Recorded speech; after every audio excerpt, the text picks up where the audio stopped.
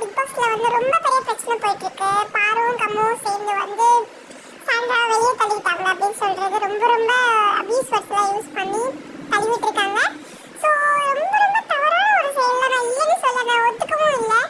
Sandra அவங்க கார்ல இருந்து தள்ளி விட்டது தப்பு தான், அவங்க பேசின வேர்ட்ஸுமே தப்பு தான், நான் இல்லைன்னு சொல்லலை.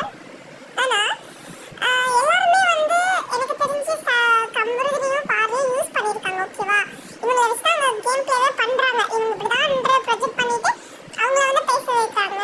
ப்ளஸ் இன்னொரு விஷயம் வந்து பாருக்கு வந்து கண்ணில் அடிபட்டுச்சு இல்லையா.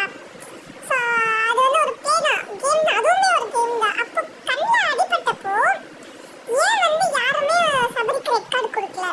ஏன்னா நீங்க அந்த கேம்னு சொல்றீங்க. அந்த அந்த கண் அடிபட்ட பாரு எத்தனை நாள் ரொம்ப கஷ்டப்பட்டாங்க.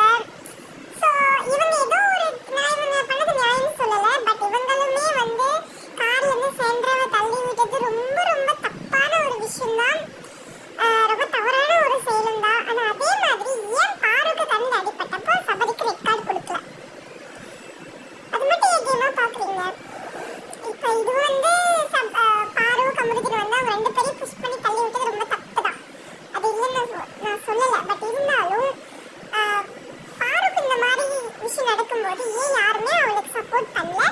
அவளுக்கு ஏன் யாரும் வந்து சபரிக்கு ரெட் கார்டு கொடுக்க யாருக்கும் ஏன் தோணலை? இதுக்கு பதில் சொல்லுங்க.